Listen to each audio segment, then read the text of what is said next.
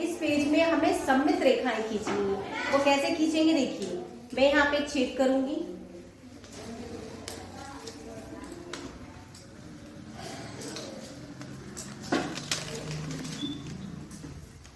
दो छेद हो गए। यहाँ स्केल रख के हम बिल्कुल सीधी लाइन खींचेंगे और एक यहाँ स्केल रख के हम बिल्कुल सीधी लाइन खींचेंगे। सीधी लाइन खींचने के बाद जब हम इसे बंद करेंगे दोनों एक दूसरे को ढक लेंगे, तो इसे बोलते हैं सममित। सममित का मतलब होता है जब दोनों चीजें बिल्कुल एक जैसी दिखें, ये वाला पूरा भाग, ये वाला पूरा भाग, और एक दूसरे को पूरा ढक लें, तो वो आकृति कहलाती है सममित। क्या कहलाती है? सममित। सममित।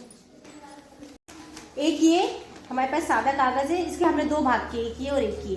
अब इसमें हमें सममित रेखा खींचनी है, तो हम किस प्रकार से खींचेंगे? हमने इसको बीच से एक छेद किया, छेद करने के बाद जब हम इसे खोलेंगे तो हम देखेंगे यहाँ पे भी एक छेद है और एक यहाँ पे भी छेद है, और ये दोनों कागज एक दूसरे को ढक रहे हैं। तो हम स्केल रख के यहाँ पे लाइन खींच देंगे, इसे बोलते हैं सममित रेखा। सममित रेखा का मतलब होता है जिस रेखा से अगर हम इसे फोल्ड करेंगे तो ये एक दूसरे को पूरा ढक देंगे। ढक दिया तो इस रेखा को बोलते हैं सममित रेखा। और हमने दो छेद किए जो दोनों अलग अलग तह में थे, और उस जगह पे जब हमने एक रेखा खींची तो उसे बोलते हैं सममित रेखा। उस रेखा से जब हम उसे फोल्ड करेंगे तो यह आकृति पूरा का पूरा एक दूसरे को ढक लेगी। एक दूसरे को ढकने को बोलते हैं सममित। सममित रेखा, सममित आकृति। आकृति वो जो एक दूसरे को ढक ले, सममित रेखा वो जिस रेखा से मोड़ने पर वो सममित हो जाए।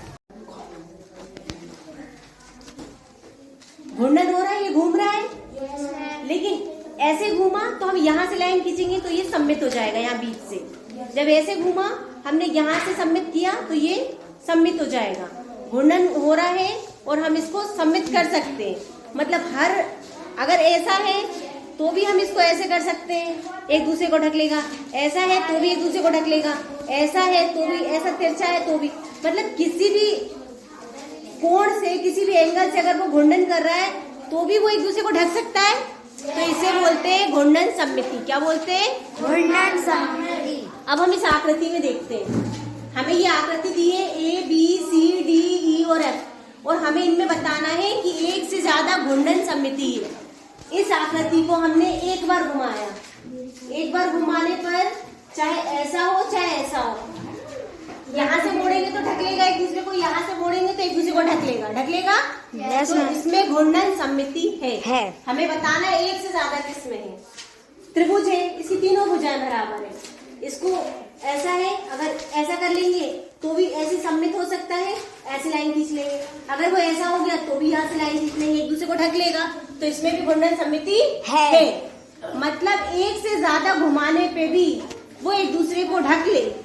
अगर हम फोल्ड करते हैं तो वो घूर्णन सममिति है, एक से ज्यादा। अब ये वाला है, ऐसा था और हमने इसको ऐसा घुमाया तो पीछे की तरफ एक दूसरे को ढक लेगा क्या? ये नहीं ढकेगा, तो इसमें घूर्णन सममिति नहीं होगी। ये वाला है आकृति, इस आकृति को हम ऐसे रखें या ऐसे रखें या ऐसे रखें, और जब तिरछा भी होगा तो ये बीच से एक दूसरे को क्या कर लेगा? पूरा का पूरा ढक लेगा। तो इसमें घूर्णन सममिति है। एक से ज्यादा है। एक से ज्यादा का मतलब होता है ऐसे है तो भी ढक रहा है, ऐसे है तो भी ढक रहा है। ये वाली आकृति सी, इसको अगर हम घुमाते हैं तो क्या एक दूसरे को पूरा ढक लेगी? इसमें 1 2 3 खाने हैं, कौन सा खाना किसको ढकेगा? 4 होते तो 2 2 एक के ऊपर आ जाते, इसमें 3 है तो ढकेंगे क्या? नहीं। इसमें घूर्णन एक से अधिक सममिति नहीं है। अब ये वाली आकृति है, इसको आप किसी भी मोड़ से घुमा लो। ऐसा है तो जब इसको फोल्ड करेंगे तो ये इसके ऊपर और ये इसके ऊपर आ जाएगा। तिरछा है तो भी ये इसके ऊपर और ये इसके ऊपर आ जाएगा। इसमें घूर्णन सममिति है। तो इस प्रकार से ये जो हमारी आकृतियां हैं, इसमें से